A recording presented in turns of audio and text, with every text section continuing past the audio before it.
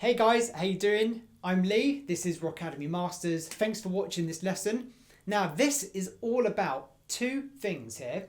We're going to cover, firstly, what blues music is and what the structure of 1-4-5 means. And secondly, going to get you to play along to 12 bar blues, which I'm sure you've probably heard at least once before in your life. Now, yes, this is part of a mini series, which is all about beginner blues. Hence why I'm wearing the colour blue, because I thought it'd be quite fitting for this particular course. Now, what you can do here is you can pick any of these lessons. I think there's about 6 or 7 in total. So it doesn't really matter in which order you go about learning these. However, I would say that this one here is a good starting point if you don't know anything about the blues. So what is blues music? Now, blues is a genre, just like any other genre you get, like pop, rock, jazz, funk, soul, hip hop, metal. Blues is another genre. It's almost kind of worked its way into lots of other styles. So there's so many influences of blues in lots of styles of music. And it wasn't until the early 1900s, about 1920, 1930, that Blind Lemon Jefferson, if you don't know him, have a look on YouTube, listen to some of his stuff. He's the one who kind of almost founded this like iconic sliding blues sounds that you would know. And it's kind of lasted of what is almost like 100 years now. Now, blues and jazz are very closely related. Around the kind of mid-50s, 60s, that kind of time, Chicago blues spawns this sound which they call like urban blues. And urban blues you'd hear played by artists such as Muddy Waters, Howlin' Wolf, Buddy Guy, B.B. King. And as time went on and we get into the kind of the 60s, 70s, 80s, this is where blues music began to kind of transform and influence a lot of rock music as well. So the likes of the Rolling Stones, Jimi Hendrix, Eric Clapton, and then moving on to bands like Led Zeppelin, they kind of integrated this kind of blues and rock to make what we know as blues rock. Now, some key influences in the blues genre that I really recommend you go and listen to: Stevie Ray Vaughan, Jimi Hendrix, B.B. King, Ry Cooder, Eric Clapton, and in more modern music, we've got guys like Marcus King, John Mayer, and Joe Bonamassa. Now, there are obviously hundreds, probably thousands of blues musicians out there, but they're just a few that I'd really like you to go and listen to. Add to your playlist and see what you think, you know, get in their space and listen to how they play the blues. Okay, that's enough talking for now. Let's get you playing and understanding what blues music is. Okay, so go and grab your guitar, and what we're going to look at first of all is this 1-4-5 structure. Okay, so 1-4-5 is basically how you play the blues. Okay, this is the structure, the order of chords that you would play in order to play the blues in like a 12 bar or 8 bar pattern. So what we're going to do is look at how to figure out the 12 bar blues in one particular key. And then I'm going to get you to work out how to play the blues in any key using exactly the same formula. So we're going to start in the key of A, right? Now, 1-4-5 basically means that you take the first, the fourth, and the fifth notes of the major scale, which is of the first note. So we're going to take A as our first note, and we're just going to work out what note number 4, number 5 is, and then use those notes, those root notes, as our chords to make 1-4-5. It will make sense in a minute. Stay with me. So, quickly referring back to the major scale in the key of A. Okay, now up on your screen is the major scale with all of the number of notes in order written out. So you can see that note number 1 is A. So we're going to turn the note into a chord. So if we play the chord of A, we'll stick with majors for the sake of ease, okay? So note number 1 is A.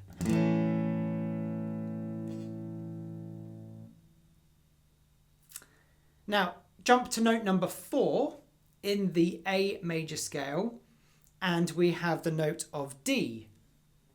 So if we play the note as a chord, we're going to do D major.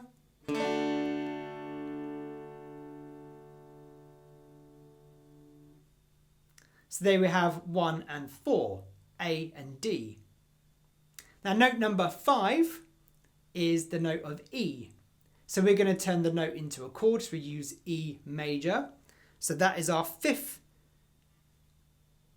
interval played as a chord.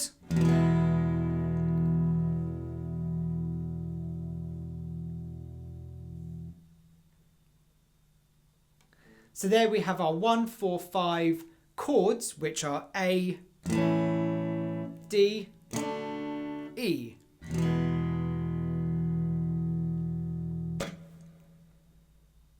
And once you know the formula, you can figure this out anywhere. Okay, so we've done A, so we have 1, 4, 5. 1, 4, 5. Let's just cover that one more time. So we have note number 1, 4, here, 5, here, 1, 4, 5. So let's say you wanted to work out the 12-bar blues in the key of G. Well, all you need to do is play the G major scale up to the first 5 notes and then just identify what those notes are and then just convert those into chords.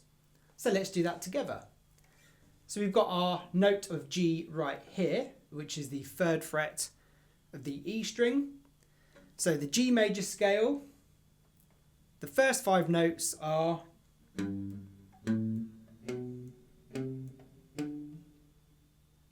we have G, A, B, C, D.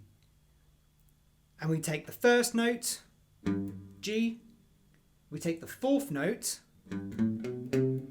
C, and we take the 5th note, D. So G, C, D is our 1, 4, 5 chord formation in the key of G. Is that making sense? Okay, let's try another example together. Now, let's say you wanted to work out the 12-bar blues in the key of, let's say, E. Now, E major is a bit tricky to play here. So what I'm going to do is I'm going to play an octave higher, starting fret number 12 for my E major scale.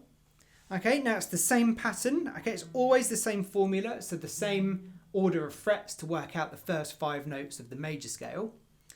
So the E major scale is here. And we have the notes of E, F sharp, A flat, A, B. Now notes 1, 4, 5 would be E is 1. 1, 2, 3, 4. The 4th is our A. And our 5th is B. So we have E, A, B.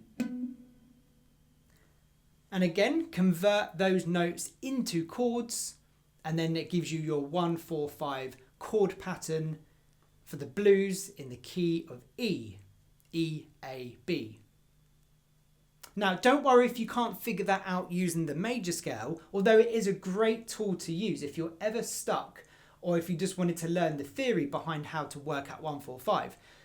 Now we've looked at the theory of how you work out your 1, 4, 5 chords, let's put that together to make our 12-bar blues chord pattern. Now for that, I'm going to use a very slow, simple drum beat just to kind of keep us in time and just so that you can hear the structure of where the bars are broken up. Now we're going to go back to the key of A, and the chords, just to refresh your memory in case you forgot already, the chords for our 1, 4, 5 in the key of A are A, D and E. And the 12-bar blues would go like this. Now if you want to play along with me, I would watch the demonstration now and then simply rewind and then play along if you can. Okay, let's give it a go.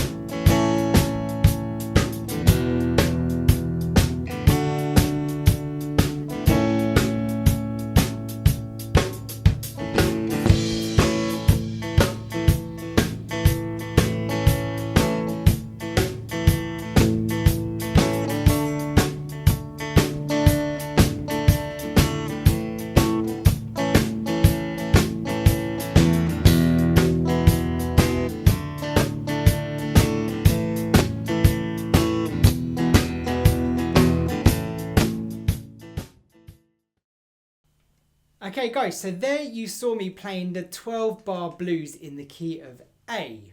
So there's 12 bars of music and we use the 1, 4, 5 chords, so the A, D and the E, and we just put them in their rightful place to make this kind of iconic blues sound that really kind of goes round in a loop. Now, there is a lot more to teach you about the blues. Now, we're going to go into that in a bit more detail in the other lessons in this series. What I would do for now is play along to the backing track that's given to you on this lesson. Now, the backing track is in the key of A. I've picked A because the chords are pretty easy to play. Now, as you progress through these lessons, and again, you don't have to do them in any particular order, but one of the lessons will teach you how to play the blues in a major and a minor and a 7th key, but it's still based around 12 bars and it still uses the 1, 4, 5 structure. We just simply change the chords. So if that's the sort of thing that you're looking for, go and check that out. Let's just have a quick recap here. Okay, so the blues music is typically based around these 1, 4, 5 chords, this chord progression. It isn't always like that, but traditional blues is, okay? And most blues is fit into a 12 bar structure that's repeated. So we have the 12 bar blues. You can get 8 bar blues as well. Again, we'll look at that in another lesson in this series. So guys, what I would do for now is try and play along to the backing track that's given to you at the end of this lesson. Just below, you'll see the link. And when you're done with that, I'll see you again in the next lesson. Take care, have fun, see you later.